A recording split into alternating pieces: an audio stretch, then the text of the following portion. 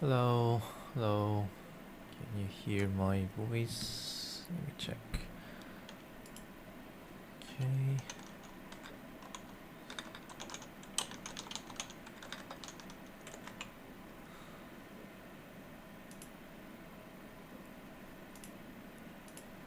Let me know if you can hear my voice or if there's anybody here. Okay, so hello. This is 11 p.m. in Japan. This is Junichiro Horikawa speaking. This is a weekly live tutorial. Couldn't do the live at Wednesday, so here's today. On Friday night at Japan, I am going to do this weekly tutorial live for Houdini. This is the weekly live to show some algorithmic design method using Houdini for a bunch of different projects that I did. And today what I'm gonna show you is to create this procedural cityscape, which looks like a landscape in Houdini using some simple algorithm. Well, not that simple, but kind of interesting algorithm that I came up with. So in this case, basically what I'm going to use is the texture map as a seed to start building this cityscape, which looks like,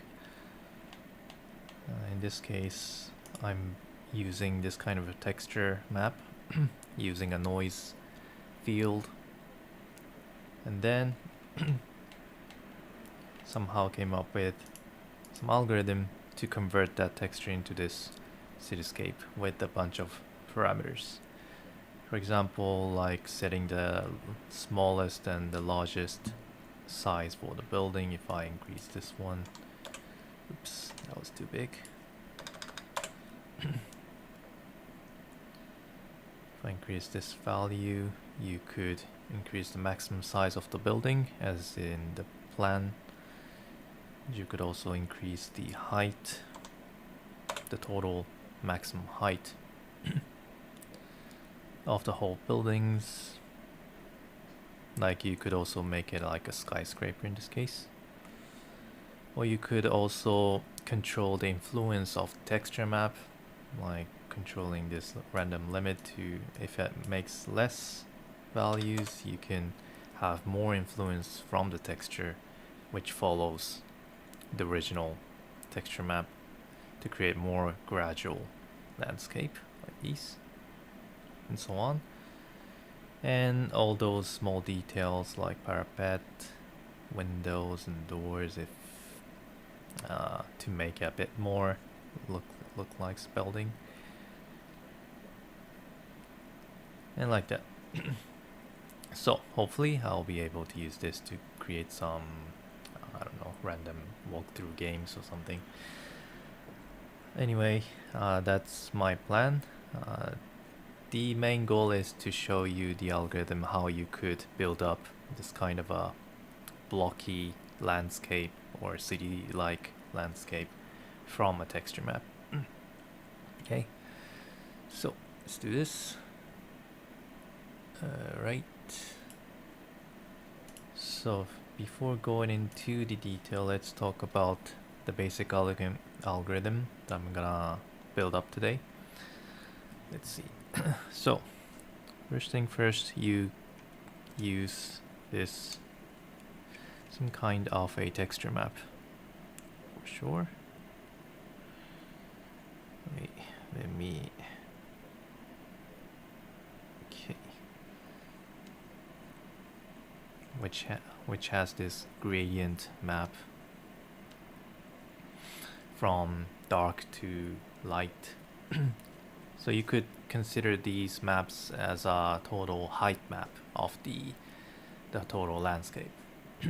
Okay, and after you've got this, after you got this textures, what you first want to do is to create a grid out of this, specifying the cell size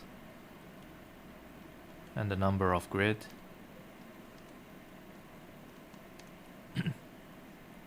Okay,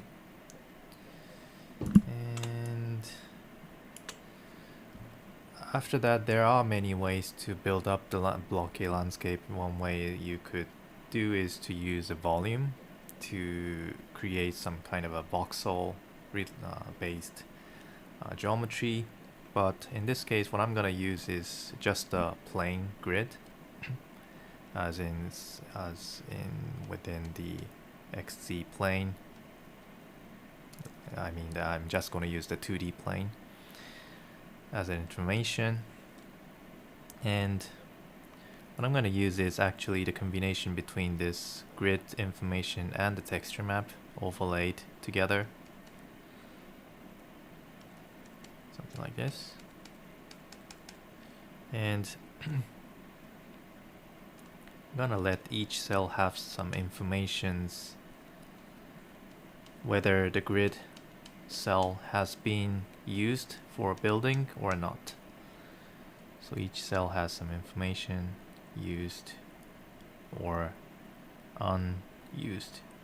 Okay, and once it's used, then it's not going to be used for I mean, the things that I want to do is to search for a unused cells first. Okay, so initially every cell is unused, and what I want to do is to iteratively search for unused cell and again like using a feedback loop, also using this gradient map as a random ratio. What I mean is that if the gradient map, which is this one, if the cell has a smaller values, let's call this gradient value, gval. If the gval is smaller, you get you have a less chance to visit this cell. If it's higher value, if you have a higher value, then you have more chance to visit this cells for unused one. So in this case, if it has a great values, with more great values, you have a bigger chance to visit those cells initially, where the gradient value is larger. And once it has found, for each iterations, you pick the size of the building at that cells using this cell as a center. So randomly create this kind of a texture or the building block like this, and you continue this until you fill up all the spaces with used. I mean, once the cell has been visited, the unused cell become used, and you continue picking those cells until everything is being used. And you're going to, for each cells, you're going to build up or overlay this building shadows on top of it. And once you have create this building shadows, you're going to add up this building height value to each of the cell which has been influenced by this building cells. In this case, all those cells covered by this building size is going to be going to increase its height by 1. And if the next building shadow is somewhere right here, then this part becomes h equal 2. And if you have a building like this, this become h equal 1, but where the overlay happens, the h becomes larger, and so on. And you keep doing this and until you fill up all the grid with used cells, and in the end you'll get something looking like this. Each cell has some kind of height values, and if you convert this height into a geometry, like just extruding it to y directions, you get something like this. And that's how it works.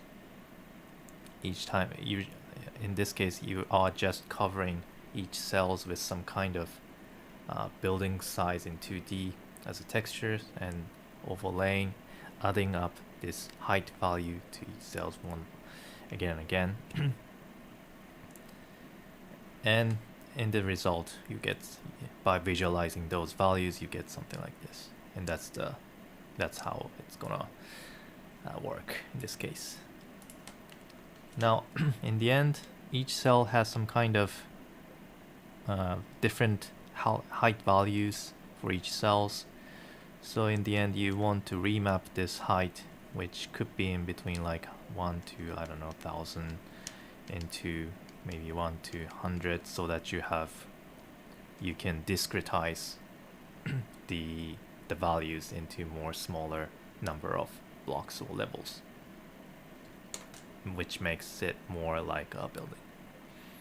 And you could also create really lower cityscape as well in this case. Okay, so let's do this, shall we? Okay, so I'm gonna show you one by one from scratch. First thing first, I am going to create a grid, and let's also create some controllers to control the number of grids and the size of the cells. The size of the cell doesn't really matter what the size is, but I would like to use the size of the cell as also for the size or the height of the levels. So let's make it realistic, like 3 meters or something. And I am going to also create a controller to have all the parameters to control this parametric object or cityscape. Alright, and first thing first, let's create a grid x as an integer from, I don't know, 0 to 300. If you have tons of grids, you get tons of calculation. You do need tons of CPUs as well though, so be careful not to make it too big initially.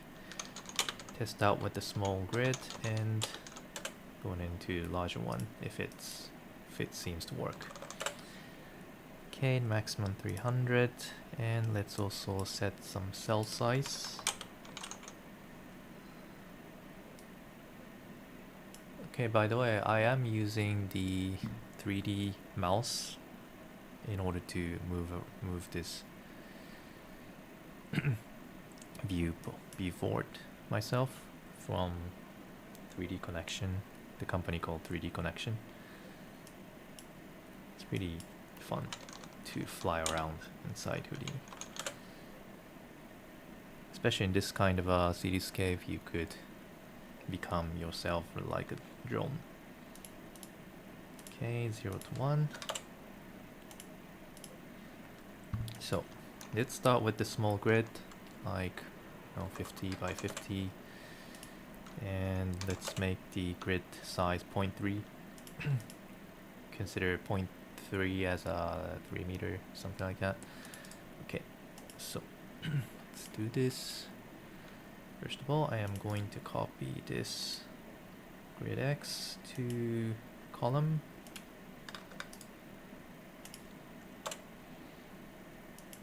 Rows to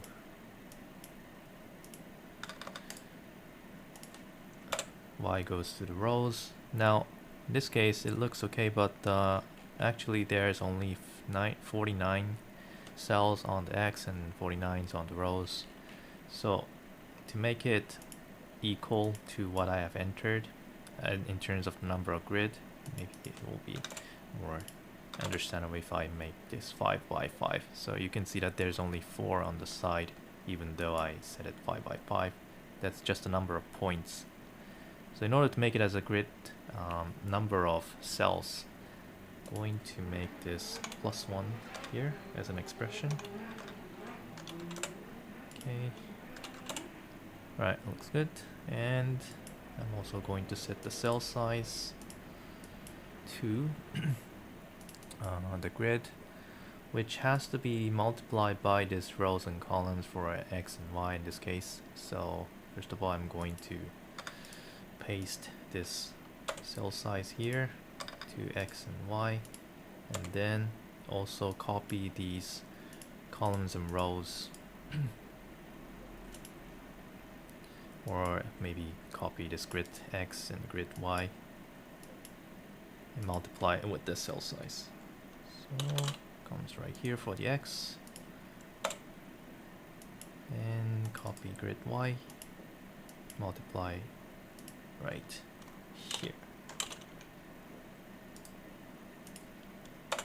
Alright, now the cell size has been constantly decided. You could now increase this grid manually. Alright, so let's make it 50 by 50, starting with the very small numbers. Okay. Hello everybody, thanks for joining. Now, next thing I would like to do is to create some kind of a texture map. You could either use like something like attribute map to import your own textures by yourself, or you could just create this gradient map from some kind of noise function. I'm just gonna do with the noise function in this case. Maybe I could create some method to switch between the noise textures and the imported textures, but for now let's use the noise function, and I want to set the values for each primitive, in this case each squares, each quads, because that's what I want to control in terms of the height. Okay, in order to create a blocky landscape. So I'm gonna use the primitive wrangle to create the initial guide value.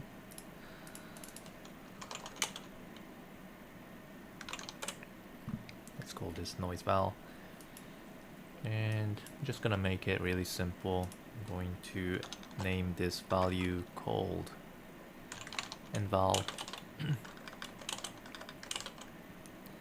and use the noise value together with the point distance multiplied by point position multiplied by some smoothing function named as scale.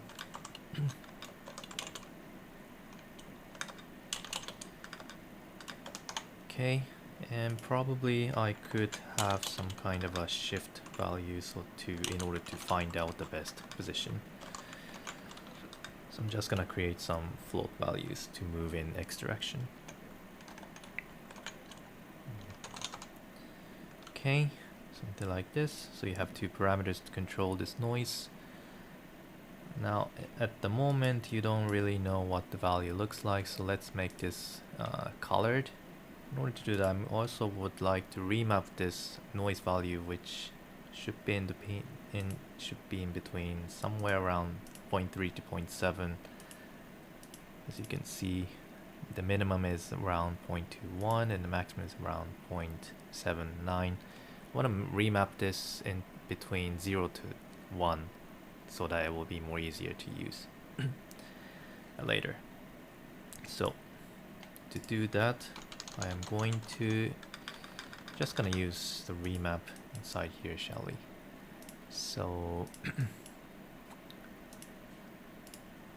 let's set the minimum value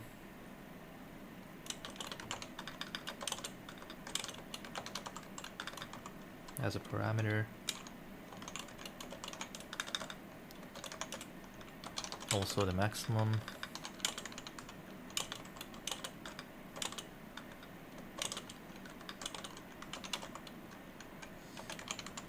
Okay, and remap this and value that I've just created using fit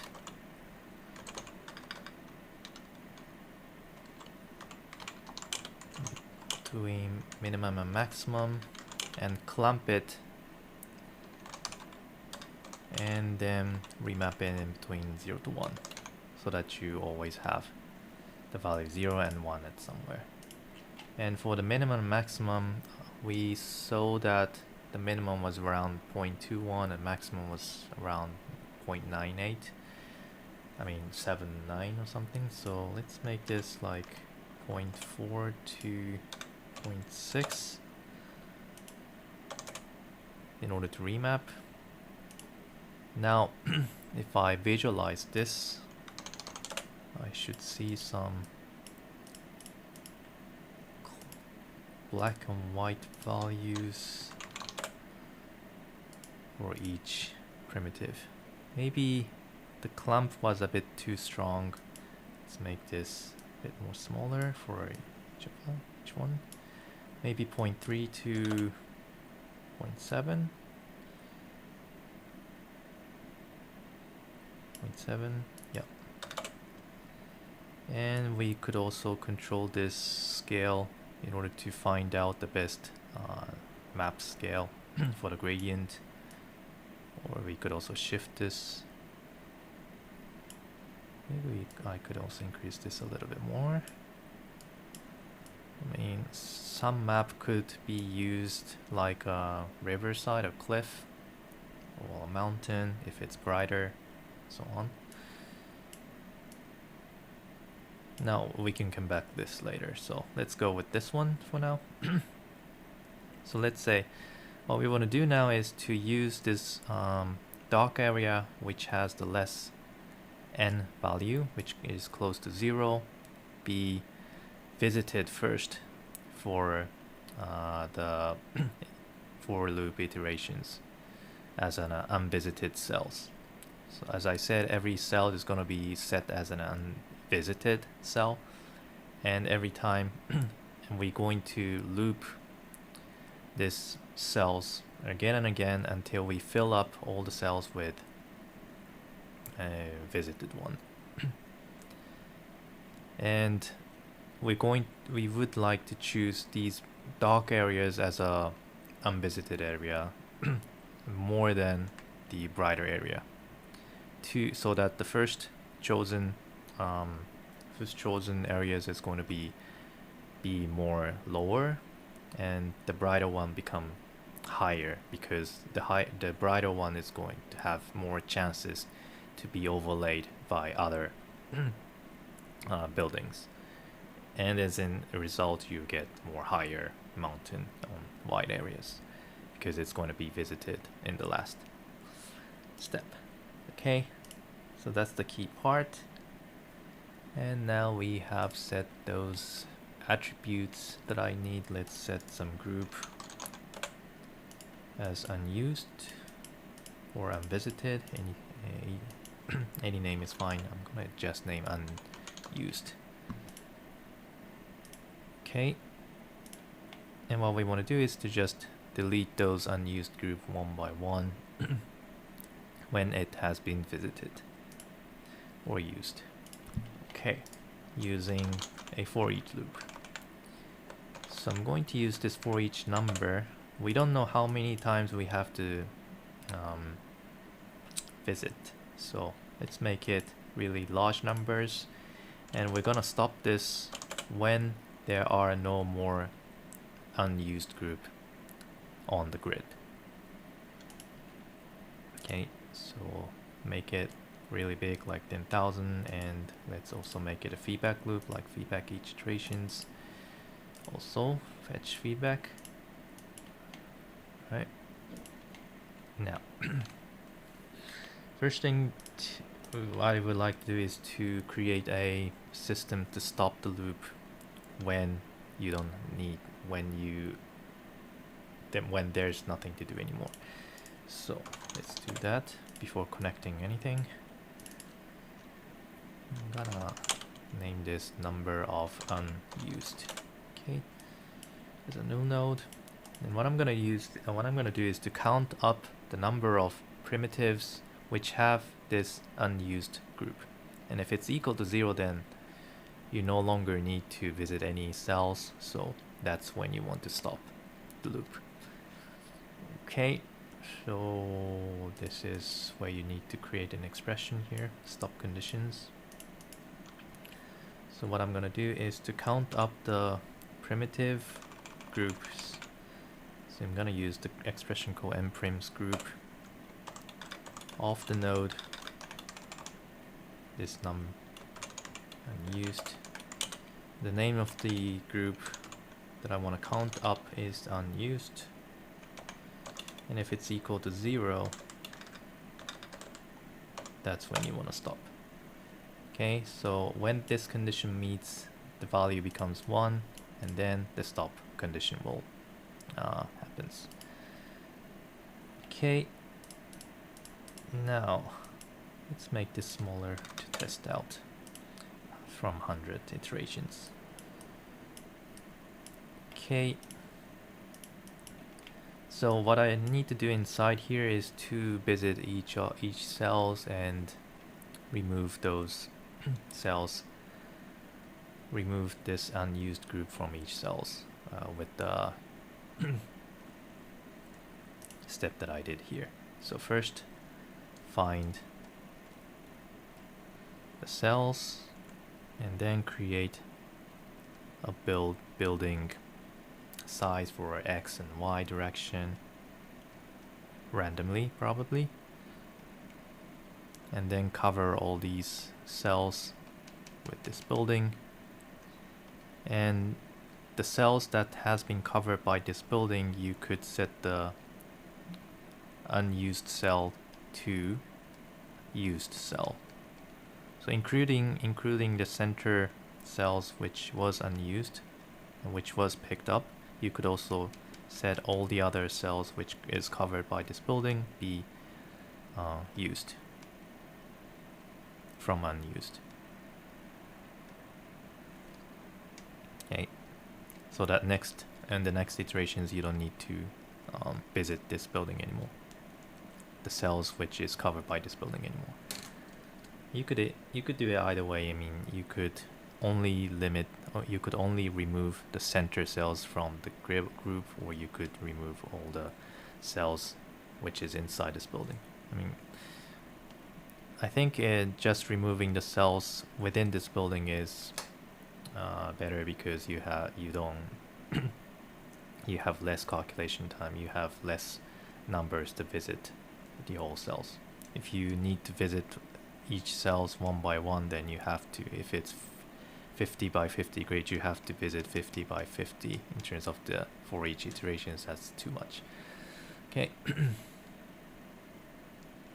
So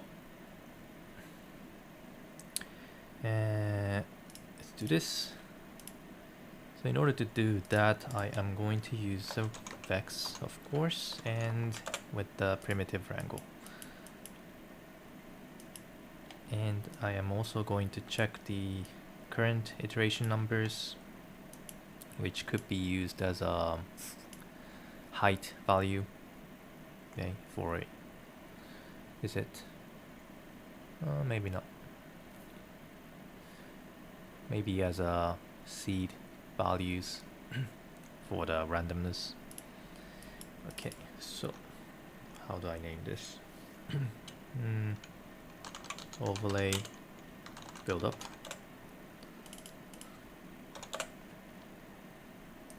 Okay, so let's think about what need to do, what needs to be done here initially. So first of all, we need to find out which cells to pick in this specific iteration, starting from 1. So first we need to find out the cells which belongs to this group unused, which I have set here for every cells. So let's do that. I'm going to find out the unused prims using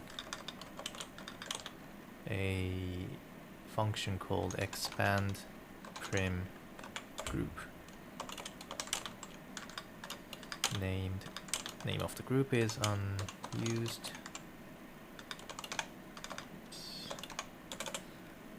Okay, So it will give you a bunch of primitive numbers which belongs to unused group. Okay, so what we want to do is to pick just one out of these numbers, out of these primitive numbers. And what I would like to do is to, based on this n value or this gradient map, I would like to pick I would like to have more chance to pick the lower value first. Then the higher values will be picked in the later iterations.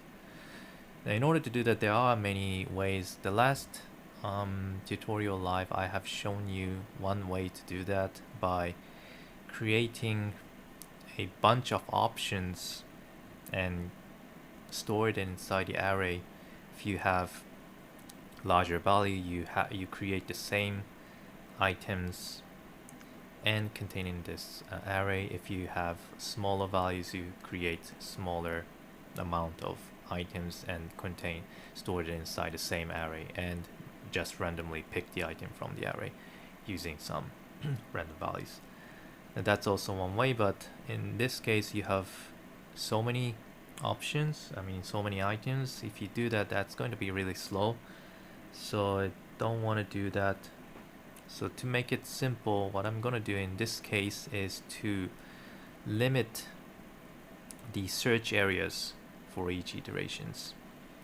What I mean is that I am going to sort this primitive numbers or based on the height or based on this gradient map from smaller to higher, and I'm going to limit the search size, the index size to search for this primitive somewhere like 20% or 10% from the smaller counting from the smaller values. So what I mean is that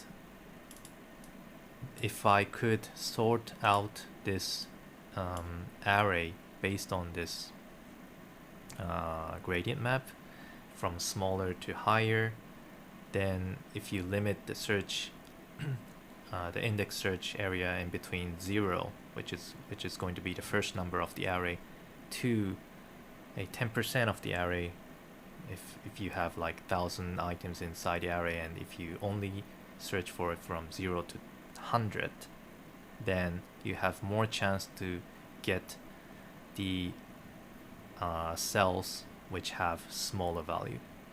Okay, I don't know if that makes sense. So that's what I want to do here. Kind of old school, kind of a really not that smart way to do maybe, but it's faster and it seems to work pretty well in this case. So let's do this way. So in order to do that, we need to reorder this primitive based on this gradient map. So to do that, it's pretty easy. You just need to use this sort before for a primitive based on the attribute using mval. And now the primitive order has been reordered from smaller gradient map value to larger gradient map value. Let's check that. Going into the geometry spreadsheet for this primitive, and you can see that it starts from 0 and goes let me reorder from 0. Okay, so it starts from 0 to getting larger and into 1. So you can see that the primitive order has been reordered based on this n value.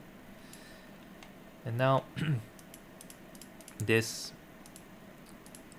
expand prim groups will give you a primitive index value considering the order of this original primitive order. So you don't really need to reorder inside of X, you can just do it this way. So it's pretty easy. What you just need to do here is to limit the number of searches in order to get the smallest a smaller gradient map size for each iterations. Okay, so let's do this. So first thing I would like to do is to set the number of the limit number of the searches.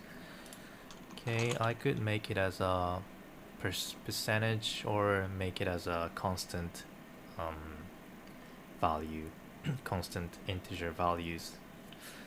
I don't know which one's better. Probably constant value is better, because if you keep it 20%, then there is a chance that you have no more a chance to visit for higher values. So let's make it a constant value, like from 0 to maybe 1000 or something. So how should I name this? I'm going to name this as a visit random minimum limit, or just say limit minimum limit value.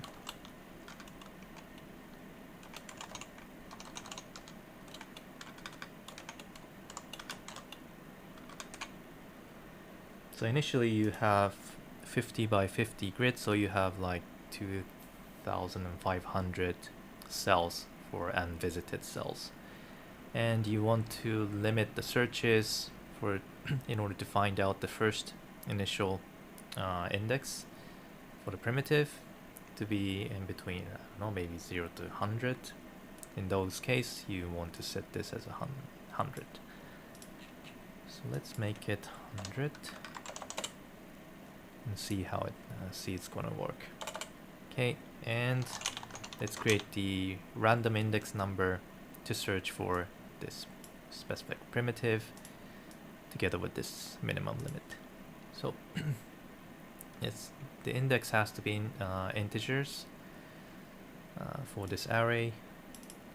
So first of all, I would like to use a randomness based on maybe the iteration coming from this for each count.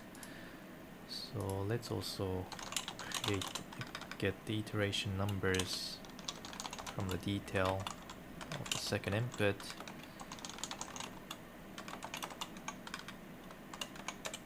and use it as a seed multiplied by some random values together with some seed which you can control outside. Do I need anything else? Maybe not. Okay, and this random value will give you a value in between 0 to 1 as a float values. So what I want to do next is to multiply this by minimum limit. Okay. Or if the number of arrays is smaller for this one, then just pick the minimum, either minimum limit or the maximum number of the total number of unused primitives. So let's use min function to pick the minimum smaller value in between these two values. So if the number of unused primitives is more than 100, then this one will be used, because this is 100 and this is smaller than this total number of unused primitives. But if the total number of primitives is less than 100, like 50, then this value is going to be used instead of this one. And multiply by 0 to 1 value, which will give you a value in between 0 to 100 if this value has been used, and that's going to be used as a index. So we want to also make it as a integer using floor or integer function. Okay, so this is the integer or index that I've just created together with the seed to make it random. Now it's time to pick the unused prim number.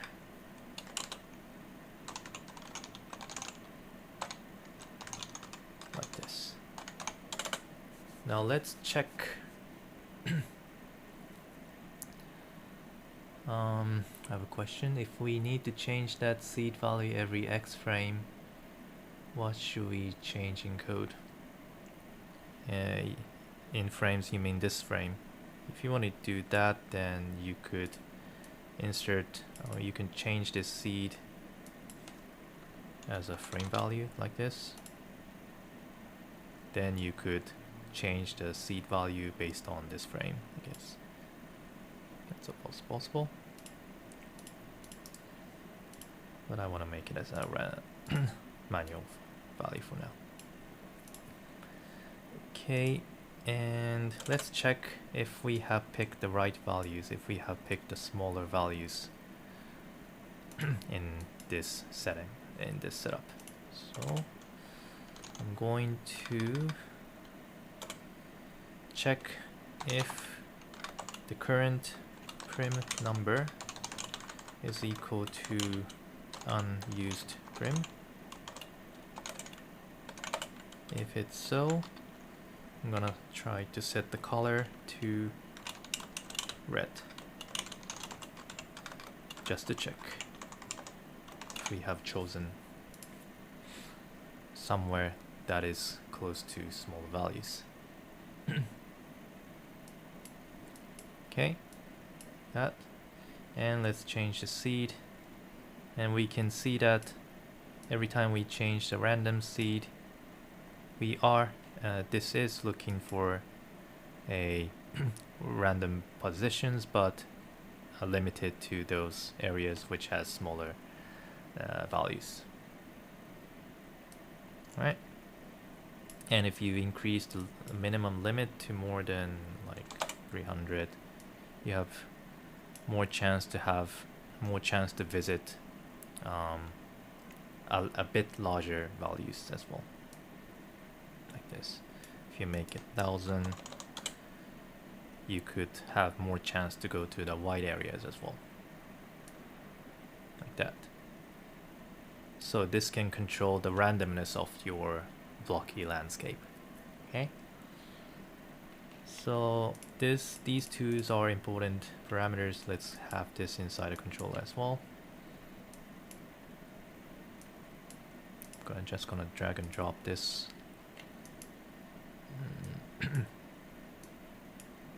Right here, right here. See, it can be reused for many other places. Let's make the range between 0 to 100. A minimum limit. The name is not that straightforward. How do I name this? Minimum search limit. Okay, and let's make the range from 0 to, I don't know, 2000. Okay, and let's make it 100 for now. Okay, now that we have found the center positions, it's time to create the size for the building. So what we need to do is to define the minimum and the maximum for the x and y. So let's do that first, shall we? Okay, so I'm going to give a space, and first of all I'm going to set the minimum building size for both x and y.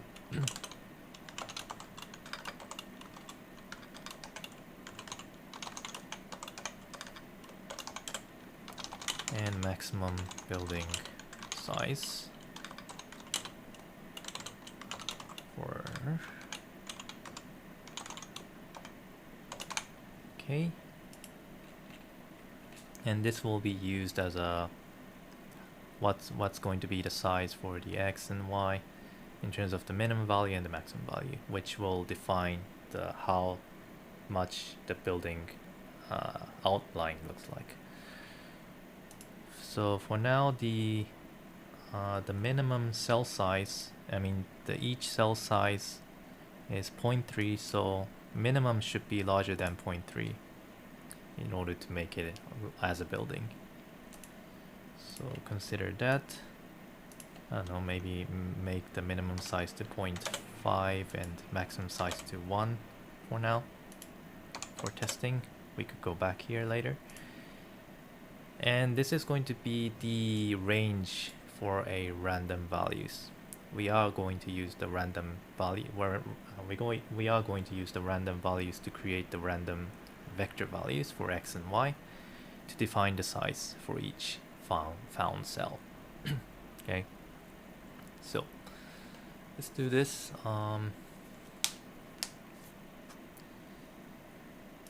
Okay, so let me just delete this for now, and I'm going to create the size first. Building size using the random functions.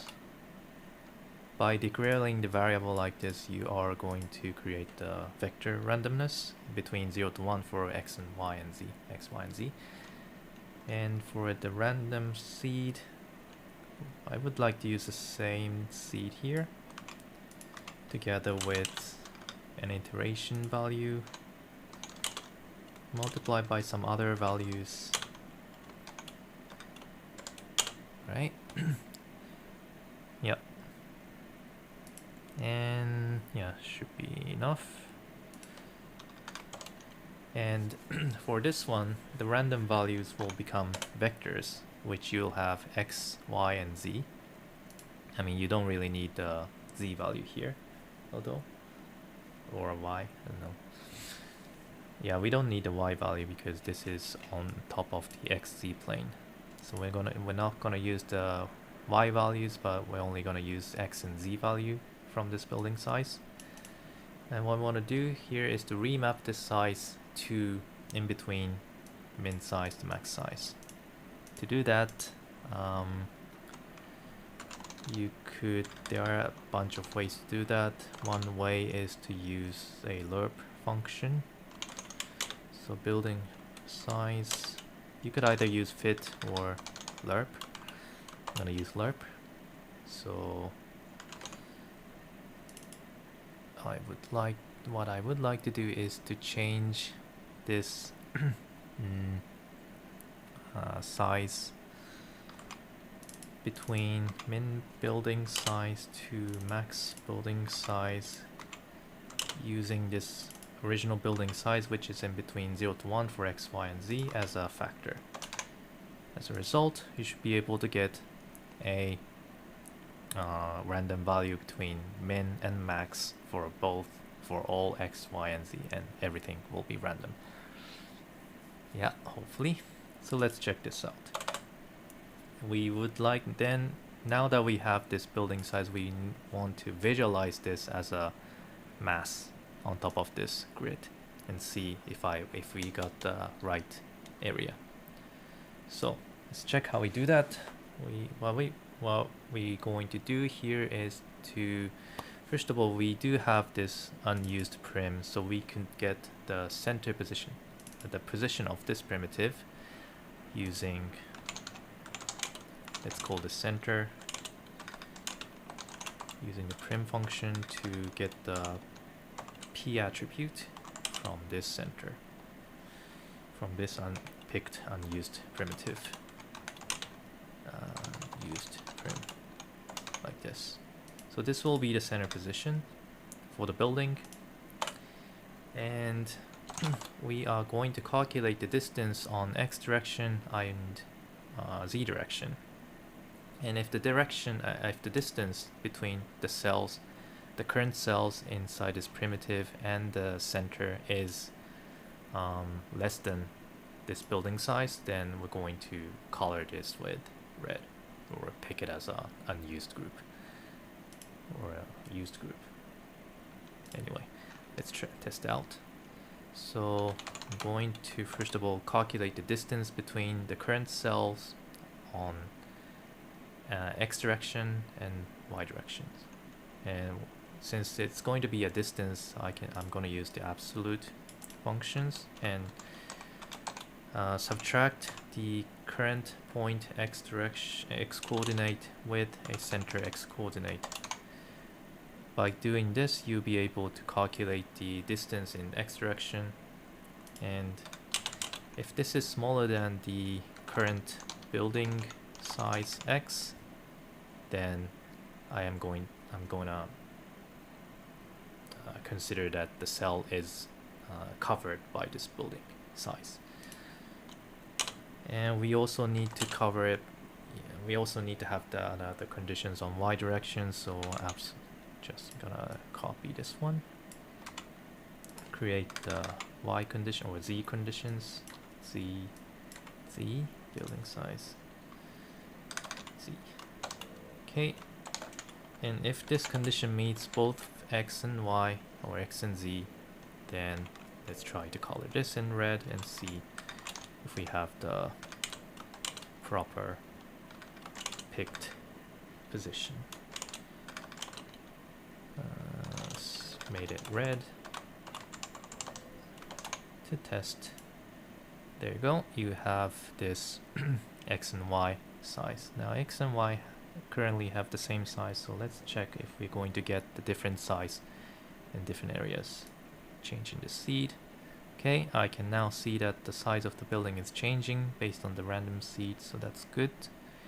And if I increase the maximum size to 2, you have more chance to have the larger size on X and Y coordinate or Z coordinate. That's good.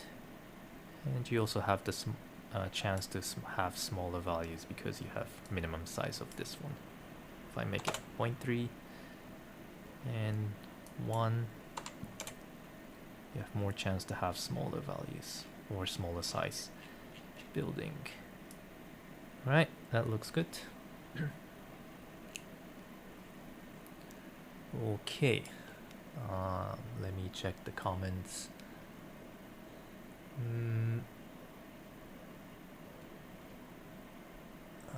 If we use frame, it will change every frame. If you want to update like every 5th frame, okay, still changing every frame.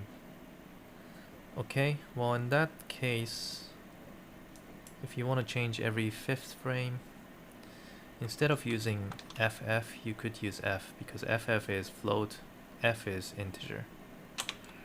So if you do it like this, or maybe divide this by 5 and make it floor as an integer. This way, for first 5th frame, from 1 to 4 you have same values, from 5 to 9 you have another same values, and so on. Yeah, this should work, I think. In this case you could also use FF, it doesn't really matter. Okay, so let me just delete this and go back to the manual. And where was I? So now that I have this building overlaid, what I want to do now is to set the cells which is covered by this building, change the unused group to 0, meaning I want to remove the unused group for all the cells that has been covered by this building, so that in the next frame and the next iterations, these cells are not going to be visited, not going to be used as a candidate. Okay, that's what I want to do, and this is where I should do that. So set prim group. What was the name? Unused prim num to 0. Okay. And I also would like to set the height value where it has been visited. Okay. So what I want to do is to maybe apply a height to this visited area. I am going to create the integer variable called h as a height and just update it with the current iteration, or do it like this, at 1. Either way works. I mean, I think those two those two equations gives you a different result. Maybe let's test that out later. For now, I'm just going to override the value with the iteration value. Okay, so that you are assured that the last picked building has a square outline. Okay, that looks good. Now, what we want to do is to continue doing this again and again until we filled all the cells with the red cell. So let's see if it's going to work. Let's zoom this out and slowly increase this feedback. I mean, starting from 1. From 0, 1, 2, 3. You can see that the grid is being visited from the smaller value. And if the smaller value no longer exists, it will try to pick up a bit larger values, start to cover the larger areas. It's like a worm eating up those cells. Interesting. Might be interesting to make an animation of this one as well. And goes until 300 iterations. Okay, but as you can see, the loop ends at 272 because there are no more unused cells left. So it has been stopped with these conditions right here. So it makes sense to make this iterations bigger. Doesn't really matter if it's like 10,000 or more. It will just stops whenever there are no cells left anymore. Okay. So you're not gonna kill your CPU even though if you make it really large. Okay, now the cells has been filled up with all those red values. What we want to check is this height value that we have set as an h. And there you go, you have these h, and what I want to do is to convert this h value into the height of this block. And that's all it is about this algorithm. Okay, so first thing first, let's try to visualize this as a color map, these h as a color map. So first of all, I'm going to get the maximum value of this h using attribute promote.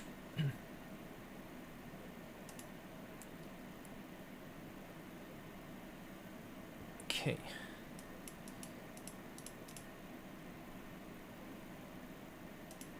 And since we are the primitive, we want to make the maximum to detail. We want to check the maximum of the h value. Make the maximum, change the name to max h. Let's check. Let me save this first so that I don't lose the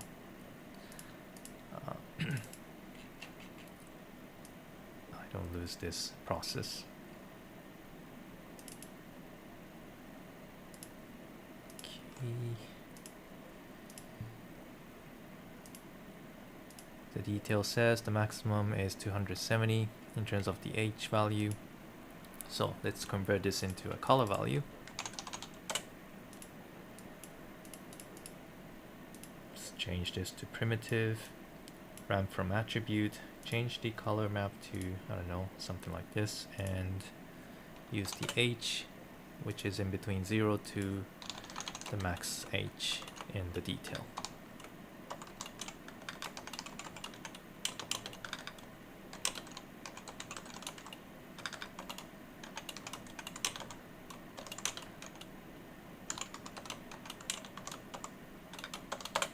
That okay, so in this case the brighter value has taller or higher h, and the darker area has the smaller h value, and we just want to extrude these based on these h value to create a blocky building space. Okay, so let's do this.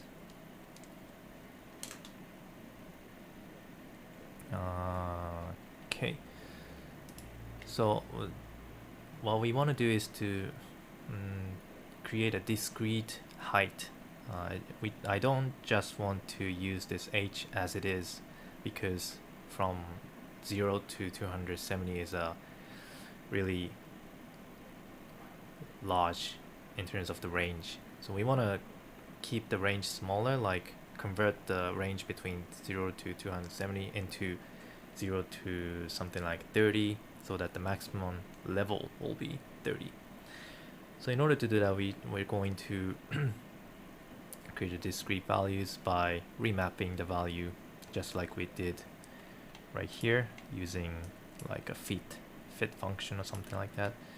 And then if we have this same height value, if we have this same discrete level values, then we want to gather all these together and extrude it at the same time for minimum calculations. Okay, so to do that, what I want to do is to first of all discretize this height value somehow before getting into the extrusion. So first of all, let me sort out this primitive based on the h value. I don't know if it's gonna make sense, but let's see. By attribute based on the h, let's see how it looks like. So from 0 to 2500, we have this primitive goes from 0 to 270. Now let's decide the maximum level for this whole setup. I'm going to go back to the controller and create some additional parameters. Let's say a grid z, name it as a grid z next to grid y, and this is going to be used as a height, or grid h. Let's name this h. Okay, and the range, I don't know, 0 to 500. For initial test, let's not make it too big, so let's say like 30. So this is going to be the maximum height, and in this case we want to map this 270 value into 30. Okay, so to do that, I am going to use the primitive wrangle.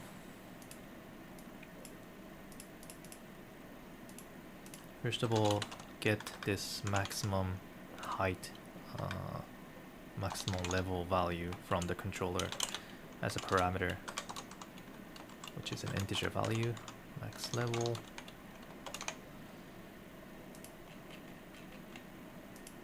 Copy this one.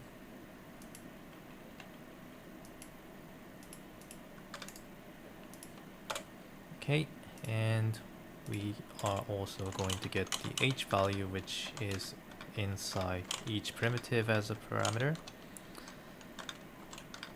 which is an integer as well. And somehow we want to remap this value to this, and between 0 to max level. And we also have this max height value inside the detail, so let's get that as well. Okay, so we have all the information we need. Now the new h level is going to be created by using a fit function, which I'm going to convert this h value, which is in between 0 to max h, and I'm going to convert this into, let's say the minimum is 1, and let's also make it this float, and max level. And make sure to make this become a integer using some kind of a function to convert the float into integer, something like round integer. Okay, and what I'm gonna do is to update or create a new height related value.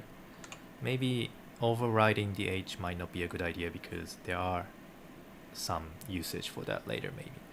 So I'm gonna create, I don't know, level as a new h. And let's see if we got the value between 1 to 30. Yeah, that looks good.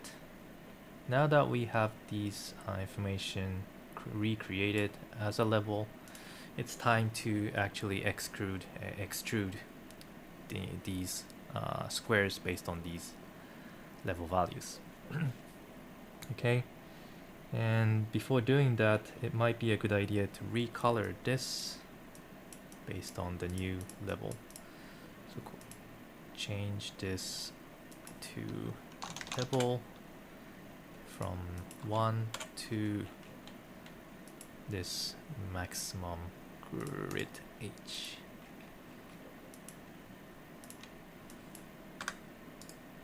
Okay, so do you see any differences? Not much, but wait a minute. Yeah, not much, but there is a difference. I mean, in terms of the color, it doesn't really look different. In terms of the height, it's pretty different. Okay, so next thing I'm like to do is to use the for loop called for each named primitive in order to extrude those planes or grid which shares the same value. Okay.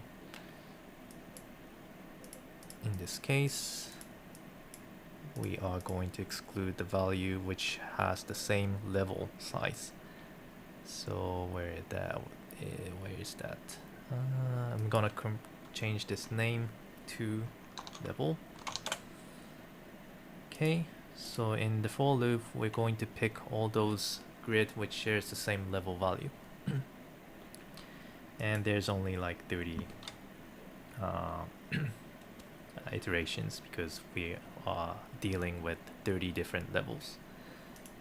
Okay, and easy as that, we're going to use the extrude, poly extrude, and the distance of this value is pretty simple. We're going to multiply first of all a cell size, which is going to be the size for the single level, multiply by a level attribute value. So we could also access this by multiply by prim function or prim expression at the current node. So op input, and the name of the attribute is level, and just pick the first value. There you go. Now you have this building extruded like this. Looks already like a building. And if I remove the edges as a visual, pretty much looks like a building landscape already. And let's see if I change this settings, like if I increase the minimum search limit, you have more chance to choose random values. If you make it smaller, you have less chance to choose the random values, becomes more gradient in terms of the landscape. If you make this grid h smaller, you have smaller discretize height, and so on. if you make this grid X larger, grid Y larger, you have more wider range of landscape, like that. Looks good, looks interesting already. All right, now show the edges again. So this is pretty much the base algorithm that I wanted to show today. Now from here now on, it's about making details to make it a bit more like buildings. Right now it looks like just the blocks. So to make it a bit more like a building, I'm gonna add up some details to this, and I'm gonna end this live stream for today. Okay, but the main algorithm here is already done, and that's the most, I think it's the most interesting part of today's one.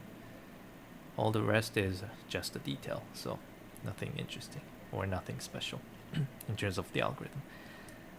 Okay, so first thing I'd like to do is to create some windows to make it look like a building. So to make it look like a cityscape or like skyscrapers if it's high building. So in order to create the windows, I would like to create an edge which determines the level and create a square to each extruded box. Okay, to do that, there are many ways. When you use the extrude, there's a way to divide like this. So based on the height, maybe you can increase the divisions or the other way. But what I would like to do is I want to join these building together later using a boolean to make it a bit more so that I can limit the area to convert it into a window. So doing the boolean operations after doing the divisions makes it really heavy, so I would like to divide it later after I have make the boolean union or union boolean for the meshes. So right after I have got these cityscape extruded for each levels, I'm gonna use the boolean union node to merge all these into a big chunk. And if we see the backside, it looks like this. Before the boolean, looks like this. Okay, becomes a bit nicer, and you no longer have these faces which is not visible from outside. So this is suitable for creating windows. Okay, now it's time to divide this building set into a level. To do that, I could use a divide node with an option called breaker polygon. Okay, breaker polygon will give you a divided shape for X, Y, and Z. Although we don't want to divide it into X and Y, we already have these edges on X and Y directions, meaning these vertical lines. We only want to have the horizontal split lines. So for X and Y, I'm just gonna make it really high values so that it's not going to be X and Y is not going to be divided in this way, and we're only going to divide it in Z direction, and the value the distance of the divisions is based on the cell size. So I'm just going to copy this cell size here, paste it into this size Y as a breaker polygon, and all the other things. I guess we don't need to make it as a convex polygon, so uncheck this. We just need these options, breaker polygons, and let's see the result. There you go. You have now a Y direction divided, so you get each level as a square box or a square cell. on the y direction as well. Okay, looks nice. Now that we have these side block informations, we could pick the side faces and pick some of the faces to use it as a window. Okay, that's what I want to do next. Now we don't really need the color information anymore, so let's just delete those color for now. Make it all white for a primitive like this, and let's try to create windows. So in order to create the windows, we need to pick the side informations, which you can estimate from calculating the dot product between the normal of the face and the upper directions. If the value is close to 0, then that means it's on the side. Or you could also use the information from this poly extrude from a side information. Either way is fine. Let's use it. Let's do this geometrical way, shall we? Okay, so let me also make sure to merge all those connected edges, shared vertices. Let's check the numbers of points. Becomes 17,000 becomes, okay, it didn't really change, so this doesn't do anything. Okay, so I'm gonna use the primitive wrangle to define the window position, window faces. Let's name pick window. Okay, so first thing first, we want to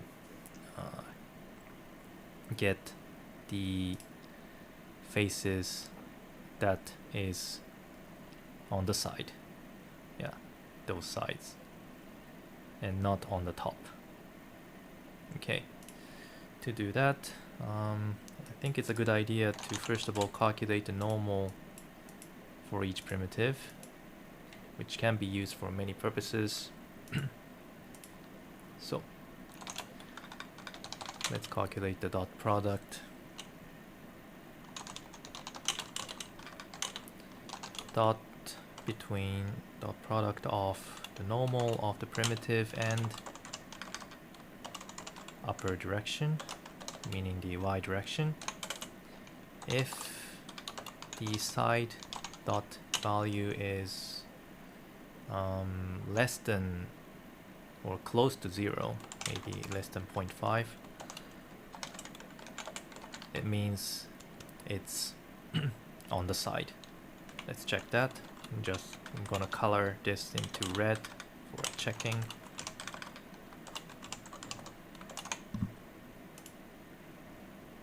Alright, looks good. Okay, one thing I forgot to check before going in, when we were setting the age, we were talking about if we want to override the age with the iterations or make it +1. Let's see what happens with doing +1 to each visited places. I haven't tested out myself. Okay, this is interesting, but doesn't really look like a cityscape at all. It's more like a noisy area. Okay, so this doesn't really work. I think it's good to keep is to override with the iteration value. Yeah, this looks more like it. Sorry for that. Going back. So this way we could get the side. Now there are places that I don't want to create the windows. One of the areas is those areas on the outer boundary. We don't want to create these I personally don't want to create the windows on these boundary areas, so let's remove it. In order to do that, I think it's a good idea to create the boundary of this whole geometry and calculate the distance between each face and the boundary, and the distance, if the distance is equal to or close to 0, then just ignore those areas. Okay, so create the bound of the whole building and use it as a guide information. So this is the boundary informations, and you can see that the areas that I want to ignore is touching to the boundary, so that's what I want to find out. Okay, so if dist to boundary is xyz distance for the center of from the center of the primitive. Okay, so if the dist to boundary is smaller or close to 0, something like this, then, or no, in this case, if it's larger than 0, then that's where we want to set the window. If it's close to 0, we just want to skip it. So the condition should look like this. Okay, there you go. You have just ignored all those side areas which touches the boundary. Now, to make it a bit more organic in terms of the cityscape, I would also want to pick a random position from the faces as the window position. Okay, so in order to do that, I'm just going to use the random value again. Randomly pick the face grid to use it for a window or not. Okay, so, and probably it also might be a good idea to change the window size based on the faces. So each face shares the same window size, but if the face is different, then have the different window size. Might also be interesting. But first thing first, let's pick the random window position using the randomness. So float win random value. I'm going to create the random values based on maybe the position of the faces multiplied by some random values plus some seed, so that you can also control it outside.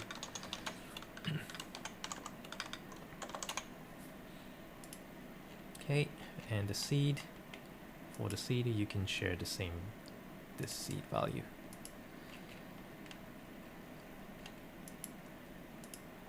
Okay, and this will give you a value in between 0 to 1.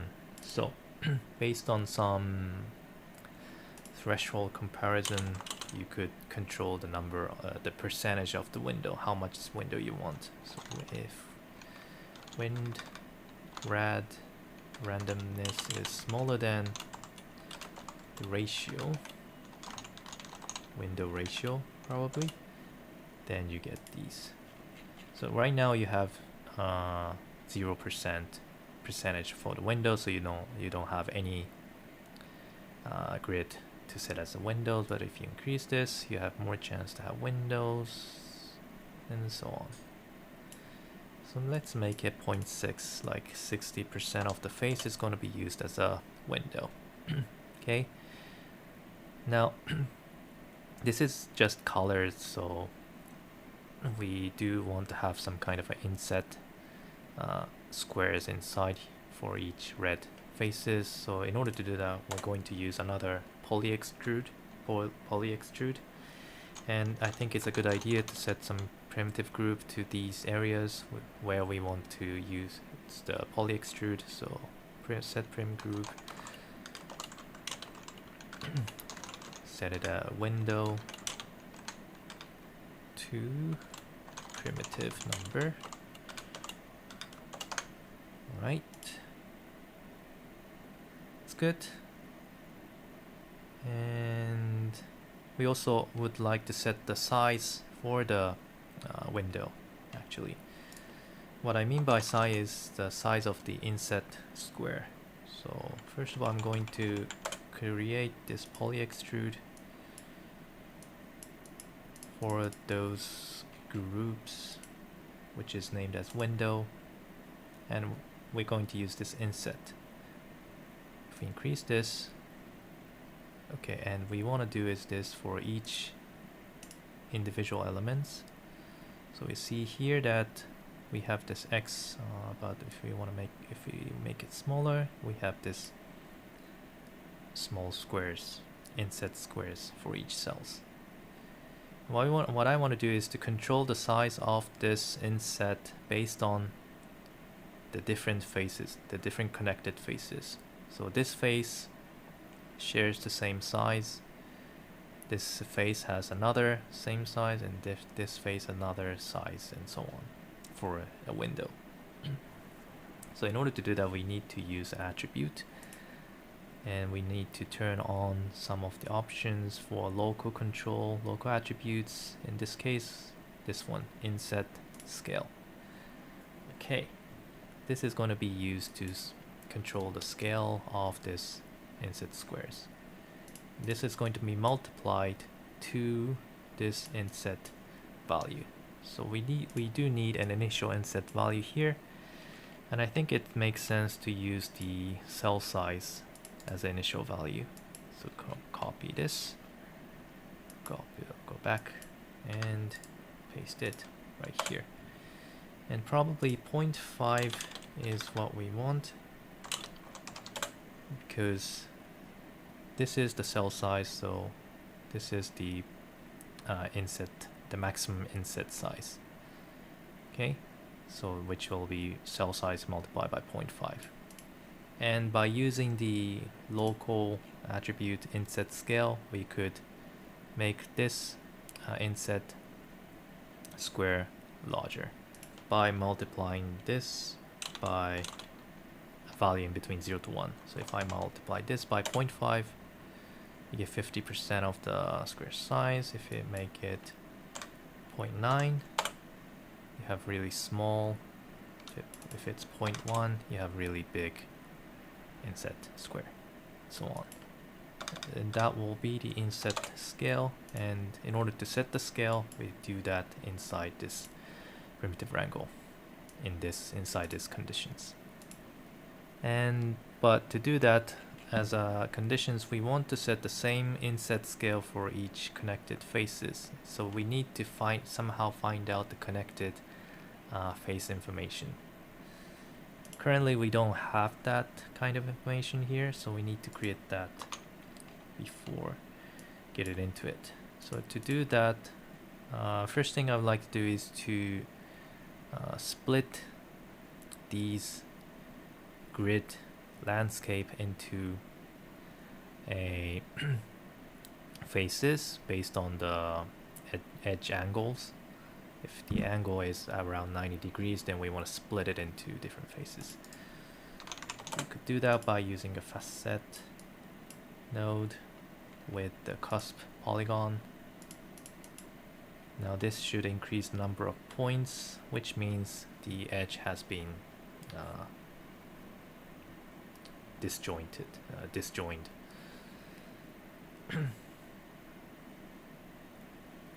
I have a comment. I know this is out of context, but I would like to see tutorial in Python, callback, and making HDA.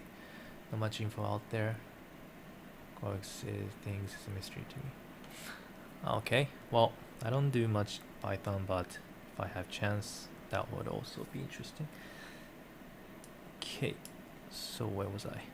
So now I have just used the facet to split the faces. Now I think it's also a good idea to make it as one single face for each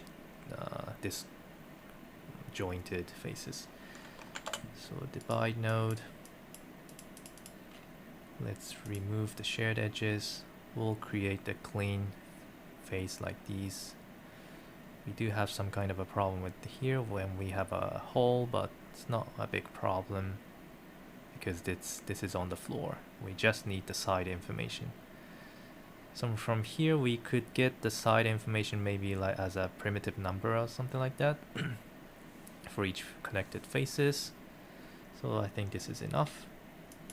So let's connect this to the third input of this pick window and get the information. The information that I need is, for example, for this red face, I would like to get this connected one single face piece and get the primitive number which attaches, which is close to this face, and use it as a seed, the random seed value for the size of the window. Okay. To do that, I am going to use the XYZ distance together with some output parameters. So connected or close prim, and use the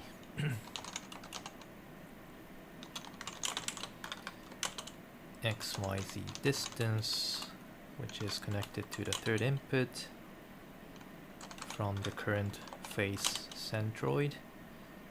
And as an output, we would like to get the close prim and UV.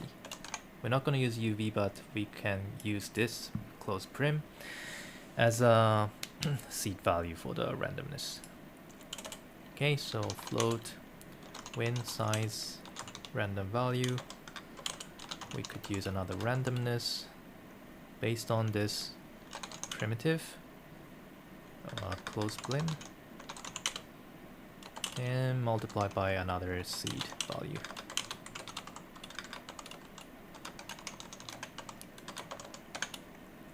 Just like that. And this is already in between 0 to 1. We could just use it as it is. So set prim attriv, or if at inset scale is equal to win size random. Forgot the semicolon. Okay. Inset scale, and let's see what happens. You can see it's a bit hard to see, but you can see that this face shares the same window size, and go to the other places you get the different scale. Right here this is pretty small, and so on. Maybe it's a good idea to limit the minimum and maximum of this scaling, so let's also do that using a fit function.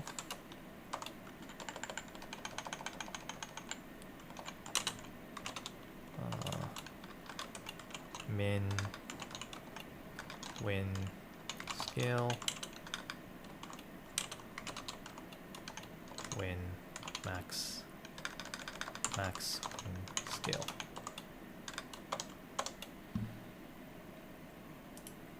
Okay, so 0.2 to 0.8.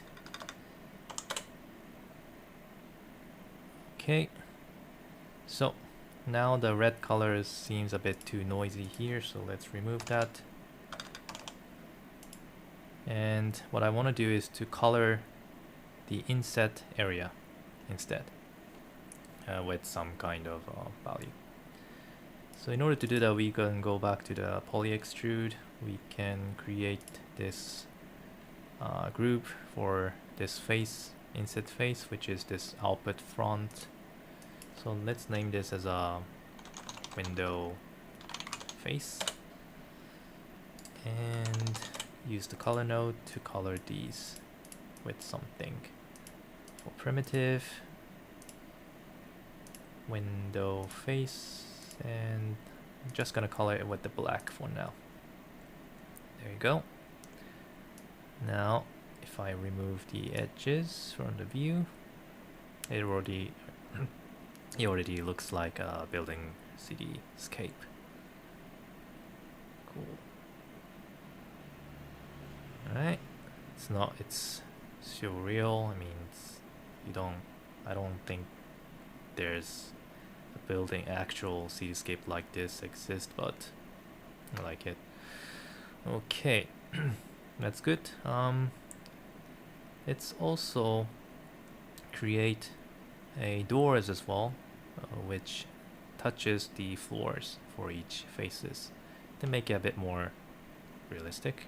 I mean, in terms of the door, what I would like to do is to use the same inset poly extrude, but just create only inset it in X direction, but for a Y direction, just gonna touches the top edges and the bottom edge. Create a square like these. I mean, in terms of the size, maybe that's too big, because the level, if the level is 3 meters, 3 meter high, doors is too high, but let's just make it unrealistic. You can just control it by yourself if you want. So in order to do that, we could use the similar conditions just like we did here for the doors. So let's try to do that. And well, what's the important things that we don't want to have both window and doors at the same time.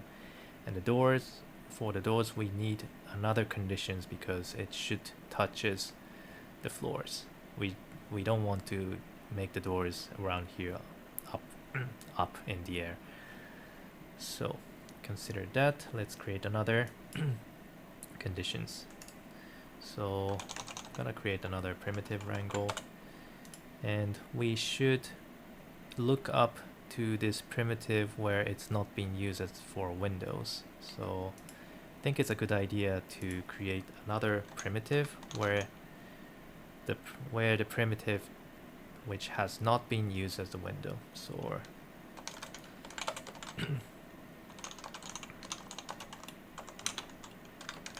not window or door candidate.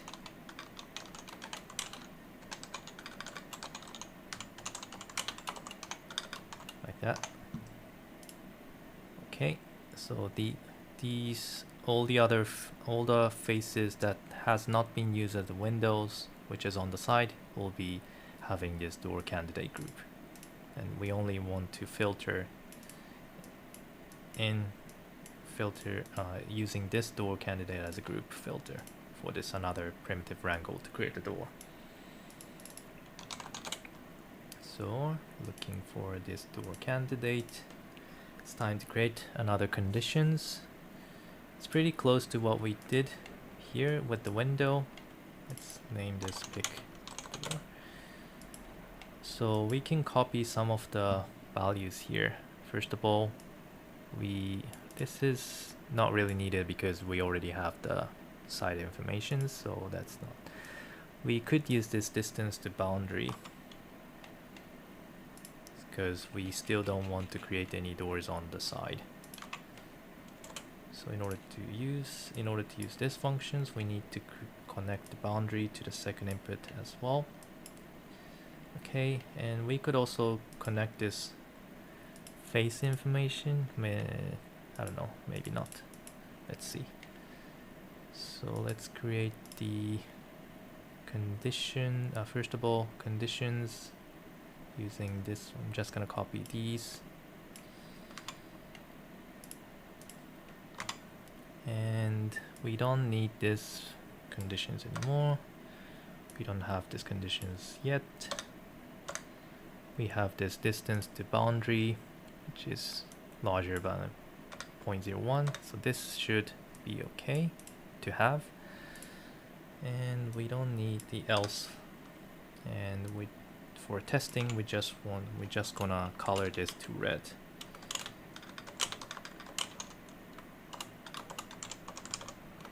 Like this. Okay, now problem is we still have this top part, so I guess we do need this side dot values after all. Sorry for that. So let's copy this again, bring this right here, and also make this conditions come back again. Alright, so we have the side positions, which is not used by the windows. Now we still need to filter these because we don't want to pick these primitives. We only want to pick these primitive. So let's see, what's the condition we could think of, okay, in order to pick only those areas. One is we have this side informations, right? And what I could think of is if I use the at p on each primitive, we get the centroid of each faces, right? So if we get the centroid, and let's say we are going to make this centroid positions go downward to negative y direction for a cell size, moving this point position to the negative y direction by a size of cell. So if the point is out here, point goes underneath and comes somewhere around here, which is staying up on the air and touches to nothing. But all the other places, like this one, if the point position for this one goes to go down, then it still touches the faces. Okay, so from that analysis, we could kind of guess that all the faces that connects to the floor, if we move this downward by the cell size, just touches to nothing. So only the faces with that condition, if we pick only those faces with that conditions, we can exclude, or we can get the faces that we want as a candidate for the door. And all the faces all the other faces, we can exclude that. So if we pick the center point position of this face and move this downward by the cell size, it comes here, it still touches the face. If that's the case, we're not going to use that. Okay, sounds feasible, so let's try that. Okay, so in those cases, we don't need another input. We can just use ourselves. Right.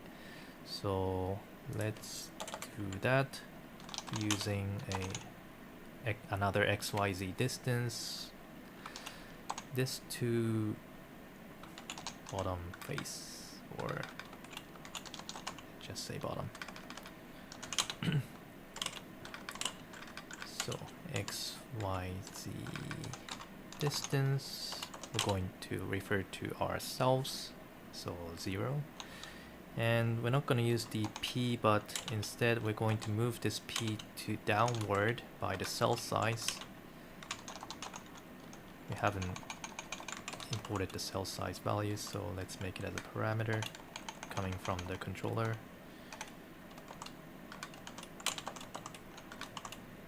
And like that. And if the distance is larger than 0, meaning if it's up on the air, if it's not touching the face, that's the face we want to use. Sounds smart. So we're going to copy the cell size.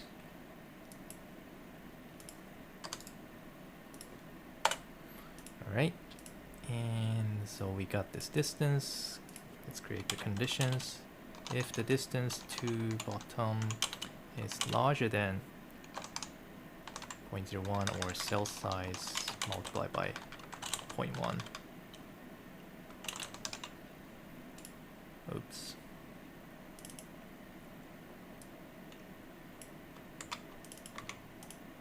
There you go. So I think it is working. We have successfully filtered out those candidate areas, which is touching on the floor, and nothing is in the air. Yeah. Any way you choose, you could enter to the building from these places. Looks good. Yep. So now it's time to randomly pick from these candidates. So just like we did for the windows, we're gonna use the random values together with some ratio to pick a random positions. So I'm gonna copy this and create another random for a door. Let's name this door randomness. Use different values. And seed. For a seed, I can just copy paste the expression. This one. Oops. All right, and let's create the conditions. If door run is less than, okay, getting longer, door ratio. Let's make this like this. Okay, so now currently it's 0%. 0% is used for a door. If I increase this, more chance to make these red part to be door. Alright, so 30% of the cells is being used as a door right now, 25%. Okay, looks good. So just like we did for the window, we're gonna set the primitive group like this one. So set prim group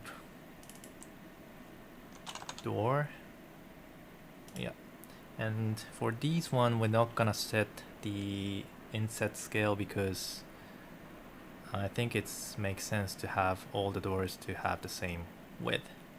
So we're gonna end this and just remove the color, and I'm going to use the poly extrude. Oh, wait a minute, I don't think door is a good idea. Yeah, I think it's a door is a good, yeah. Okay, so just like we did for the window, I'm just gonna copy this poly extrude, and instead of the window I'm gonna set the door fill group, and the cell size I don't really need.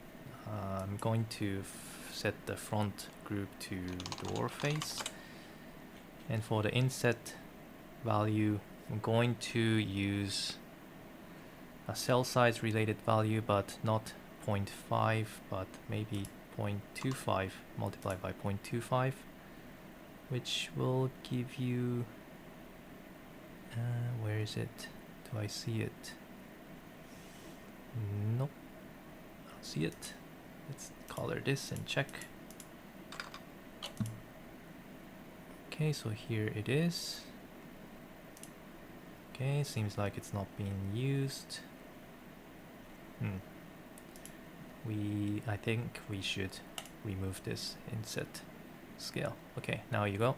Now you have this inset squares, but as you can see, this still does not look like a door. We need to scale these inset value to y directions by 2. Scale by 2 for each faces. You could do it, I guess you could do it inside here, I'm not sure.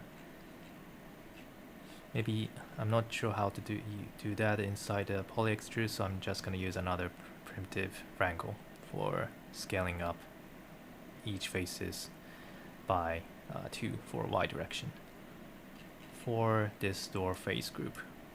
Okay, so remove the color and use the another primitive wrangle to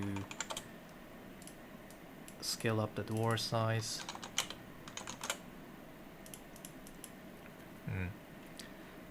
Filtering with the door face, get all the get all the points from the primitive.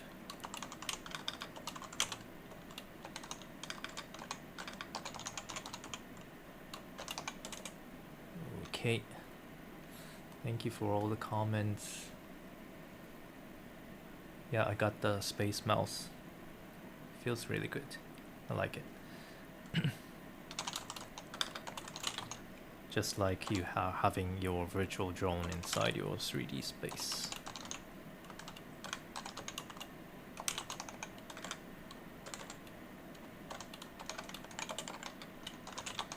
pick all the points belongs to each primitive. In this case, I'm looking at this face. Get the point position. My leg is feeling good these days, yeah. I'm still doing the rehabilitation using the crutches, but getting there, getting good. Hopefully I'll be able to bike again soon. Okay, now what we want to do is to scale the y direction by 2. So cos y multiply by 2. And in order to do that, we need to move this position back to the center first. So center is at P for primitive, and after we have scaled, we're going to move this back to the center. Okay, this should do, and then it's time to update the point position using the setPoint attribute with this updated position. There you go. Now you have this rectangle scaled up in Y, and use the color node to color these door faces with whatever color you like for a primitive. Okay, that looks good. Now the door color and the window color is the same, so it's a bit hard to see what's going on, so I'm gonna change the window color to different one. Maybe white, but brighter white by making 10 by 10 by 10. Yeah, looks good. Okay. And if we remove the edges, looks more like a building now. Now there still is some details that I could add to this to make it a bit more realistic. One thing I liked as a detail is these parapet or some offset. How do I explain this? The kind of edges on the roof, which is called as a parapet in architectural terms. So what I would like to use that, I would like to create that as a final detail, as a final touch-up. To do that, we would like to create something like a fence, yes. So to do that, we need to get these edges, which is not touching to any walls on the floor. And we would like to convert this edge to a fence. Alright, for each top faces. And that's the final thing that I would like to do here, and let's see how we do that. So first thing first, I think it makes sense to just get the top faces out of these geometries. So let's do that first. But before doing that, let me bring all those parameters into controller. Okay, so what do we have here? We have window related values. We have door related values. I'm gonna create a separator. And for the window,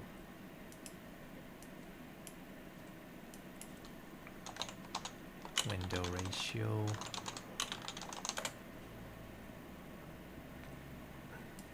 minimum window size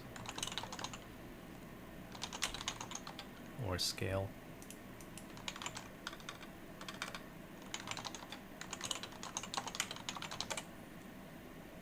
maximum window scale,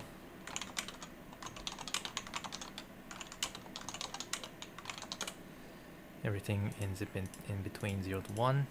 Okay, and we also have the door, which is this door ratio.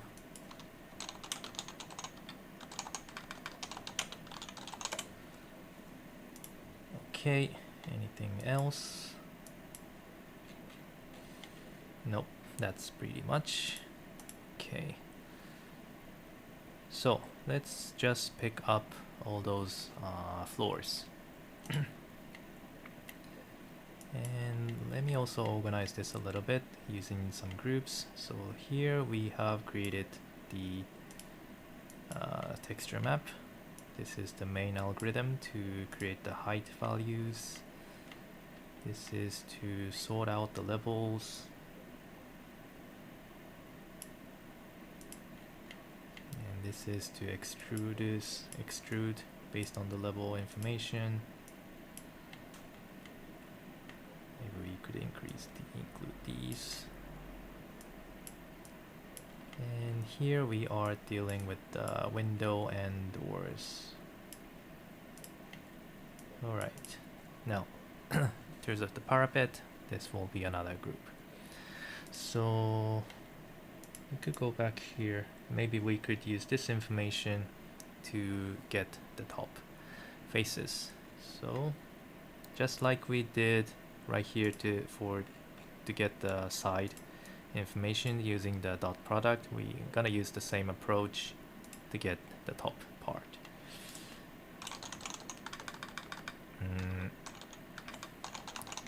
You could still use the node, but I'm just gonna do it with the primitive wrangle as a vex practice. Okay, top, get top. I'm gonna copy this dot product here, name this, just name this dot, and if the dot product is, in this case, if it's close to 1, meaning if it's close to the one that I have set here, then that's what you want to get. If it's smaller than 1 for this value, just want to delete it. These are the side faces. So if dot is less than 0.5, I'm gonna remove all the faces.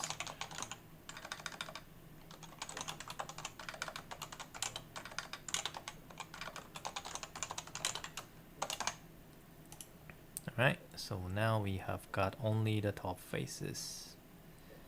Next thing we want to do is to get the outline of these faces. Okay, so to do that, make sure that every vertices is connected using the fuse, and then use the divide node to make it as a one continuous face using remove shared edges. And let's also create a convert line, convert the outline to the edges like this. Now, as I said, we only want to create the fences where it's not touching the walls. So what we want to do now is to remove the edges which is touching to the faces. Okay, so to do that, I think we could use this. We could use another information which is only the side information. And search for the distance between the side face and these edges. Might be able to find out. Wait a minute, maybe not. Let's think. We want to remove the edge right here, but we don't want to remove the edges right here. So I guess what we could do is to get the center of each lines. I mean this edge, this edge, this edge, each of the edge, and get the center of the edge and make the position going upward. Maybe the half size of the cell size. And if it's touching the face, then that means this edge is touching the face. If it's touching nothing, if it's on the air, then it means these edges is not for the deletion. You should keep it for a fence. Okay, just like we did for the doors. I think that makes sense. So let's do that. Primitive wrangle. Let's create a null node right here in between.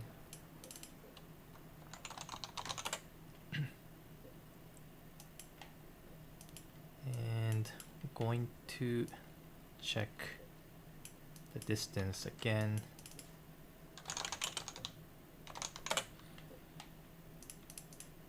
I'm not sure if anyone is following here, but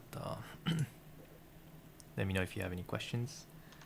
So, first of all, get the centroid off the edge, which is at P, and we want to move this upward in Y direction by the cell size. Maybe the half size of the cell size. And we also want to import the cell size from the controller.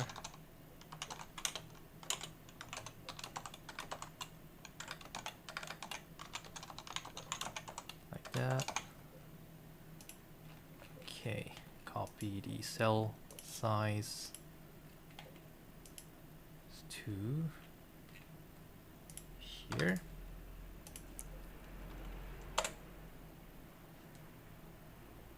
Thanks for the comment. Okay, now we want to check the distance between this position that we have just raised up from each edge to this original building, and if the distance is close to 0, then it's touching. We want to delete those edges. If it's not touching, then we can keep that. So float dist xyz distance to the second input from using this position. If the distance is close to 0, less than 0.01, then for those edges we can just remove it.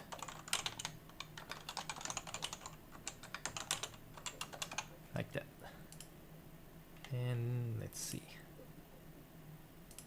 if we done it right. Yep, I can see that these edges, which is close to these faces, is being deleted. We only get these rear edges.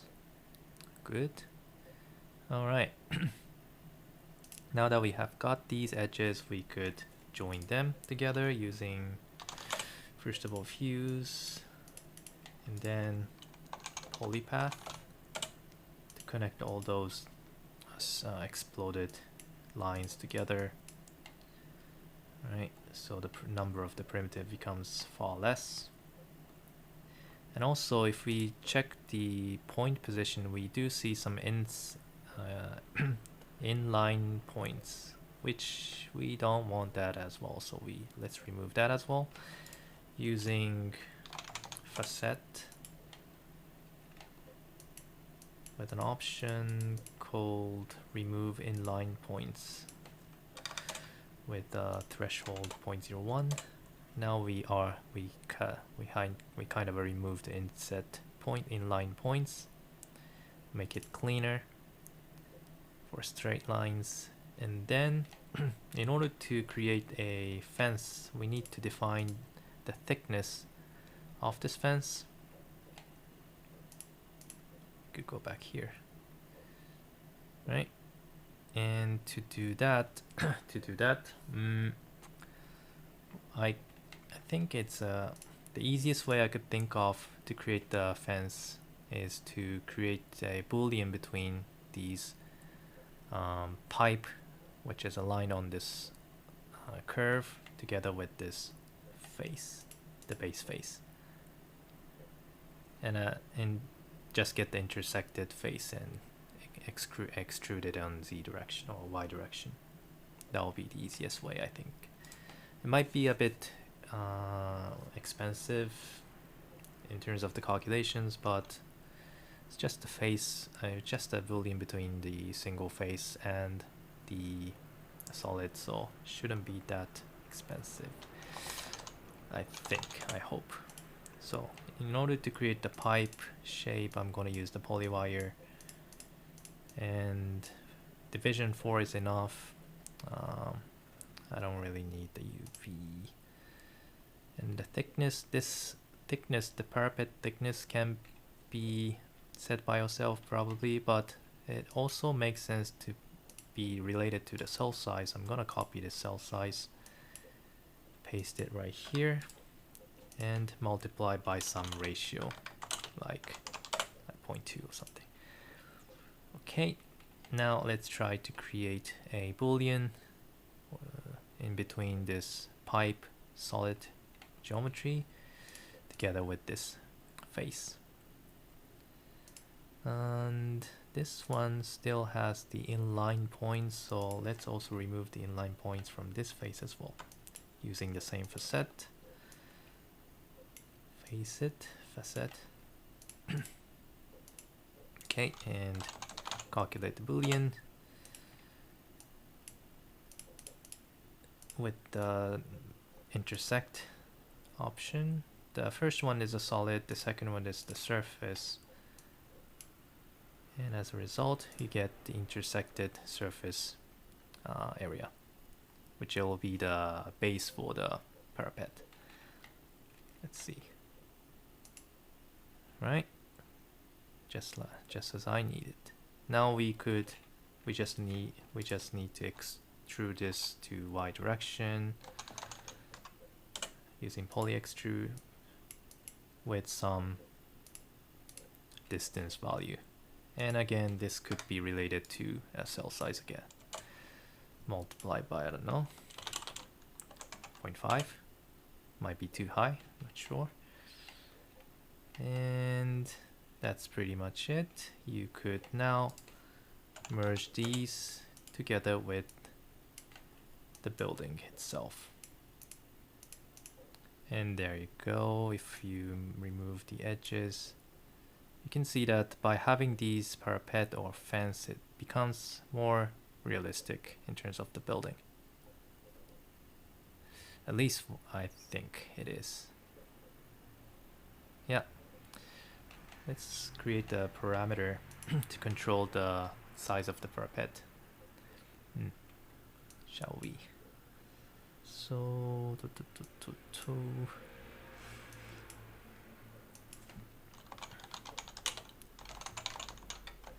first of all, the parapet thickness, which will be a multiplier from 0 to 1, and the height.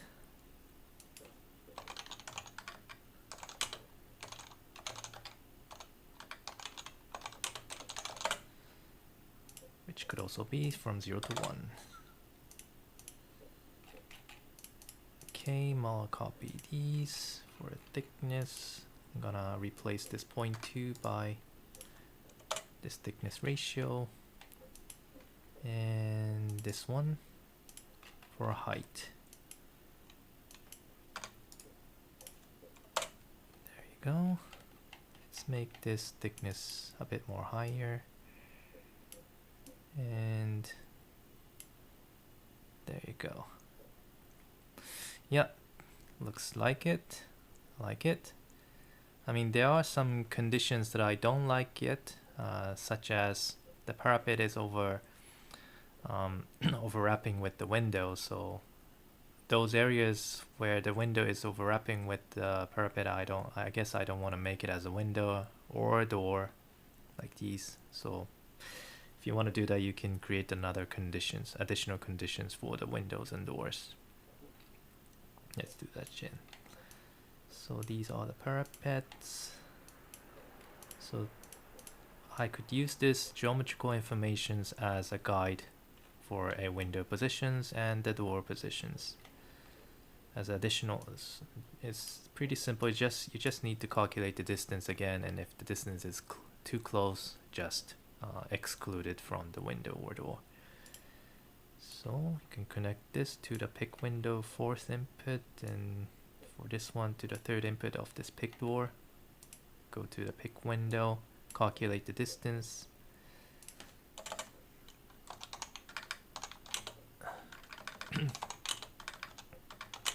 dist to parapet is equal to xyz dist, fourth input with the current point position,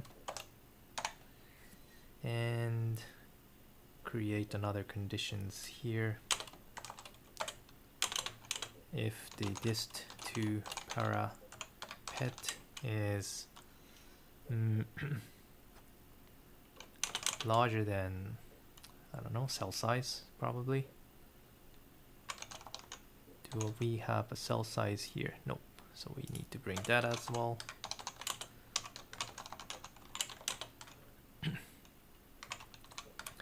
chf cell size. Maybe cell size multiplied by, I don't know, 2.5, 0.25 or something. Okay, and we need to bring this cell size from the controller again. Copy this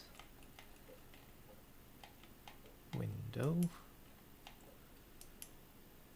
paste it, and let's check if it's working or not.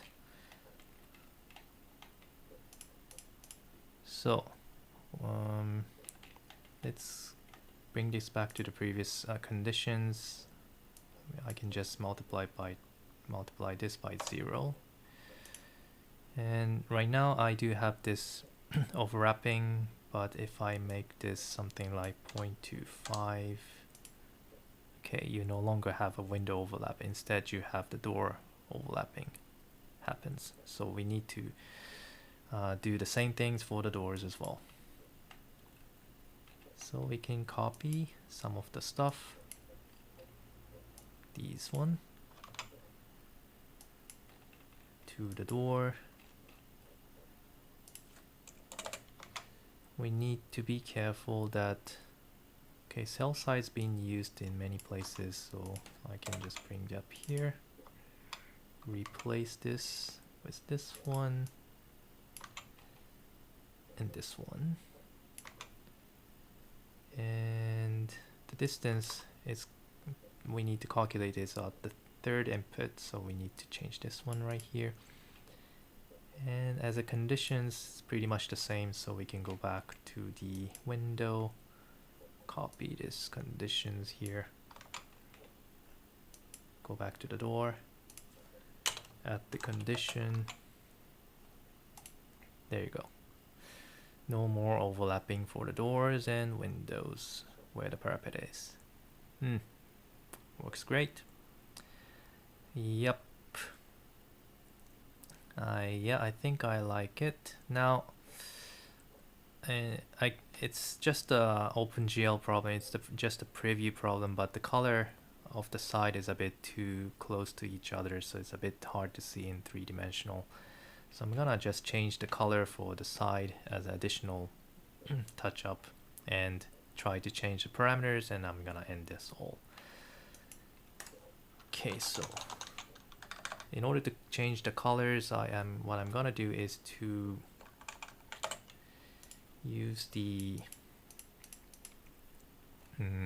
dot product again, just like you calculate the ray tracing shadows. So between some light direction, the virtual light directions of your choice.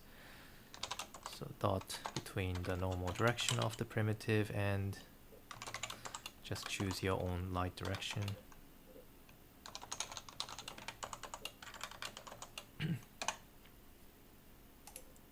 Alright, and it could be anything. Just the vectors. And I think it's a good idea to normalize. As a result, you get the value in between -1 to 1. So let's have this as a color attribute to the primitive. Okay, and use this to colorize each faces. So color attribute, color node for primitive. using the cull node. From -1 to 1, I can now use any kind of colors.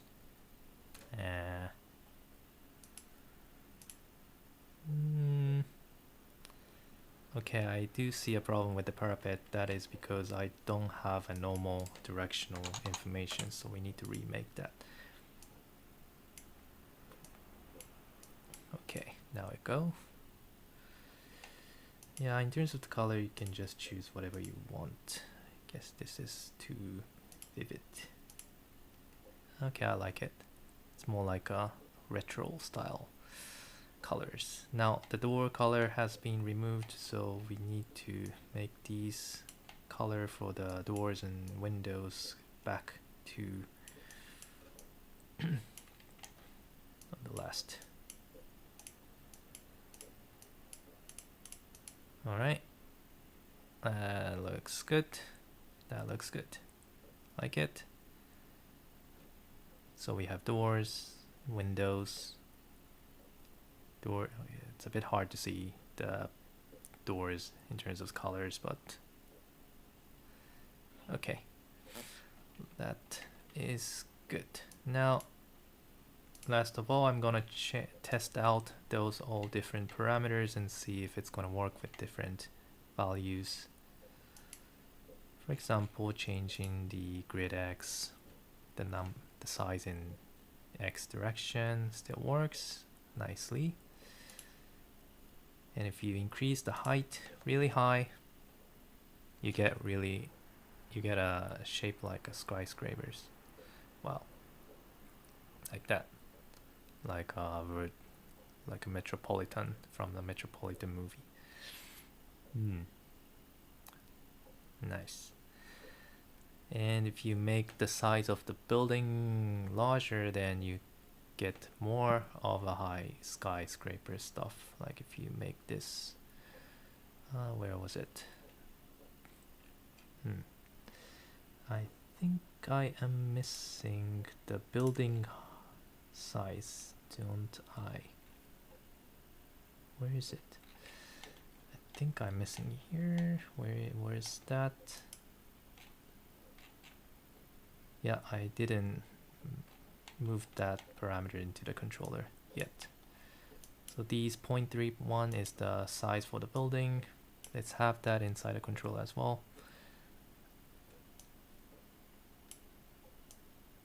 Okay, drag and drop these minimum building size and maximum building. I thought I did. Somehow it's gone.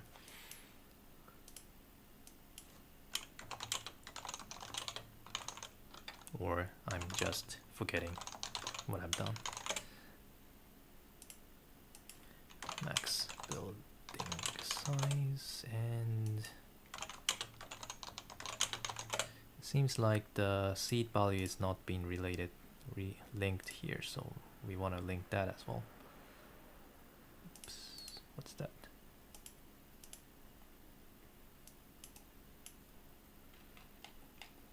Okay, let's make the height a little bit smaller for testing. And I'm gonna copy this seed, paste it right here.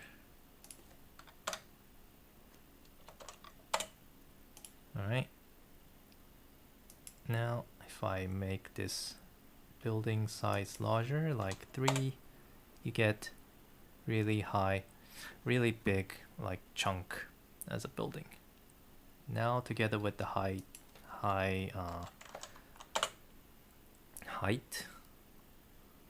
you got more like a metropolitan cityscape.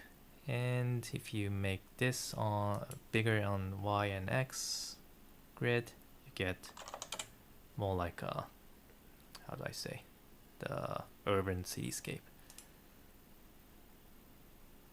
But still being related to the gradient map that you have used as a initial parameter. Okay, now the calculation time is a bit larger in this kind of a size. It's a bit getting slower. I can see that. Okay, go for it. Oops, now I am missing those colors somehow. I don't know why.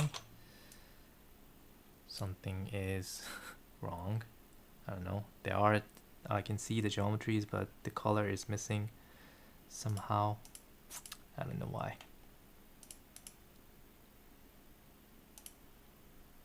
Okay. Well, at least without the lighting, it works. Great, great, great. Now I think it's a bit too big, so let's make it smaller. In terms of the height, I'm gonna make it 40.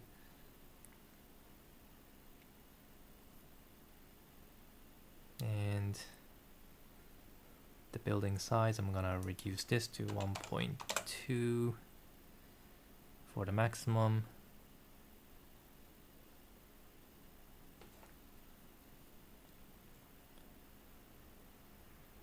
Okay, still a bit too slow. Let's also reduce the size for the X and Y. But if you see it carefully, you can see those gradient heights, and that is based on the initial input, which is these color map. You can see that the darker area, you get lower height for the whole building set, and the brighter area you get more higher building block. So that means is that you can also input your own texture map instead of these noise to create your own like cityscape from the textures. Has to be grayscale though, but should work. Yeah, I don't like it. Let's make this smaller so that when you open up this saved file, it doesn't crash your file. It doesn't crash your computer. Yeah, so I am going to save this and share this to you guys. You can download the file after the live stream. You can download the files from the GitHub from the link in the descriptions. So play around with it, and if you have any comments, will be appreciated. Yeah. Okay, so that's pretty much it. I do like the result. If you fly around, really looks like a city. Maybe making a game from here might be interesting. I don't know. Yep.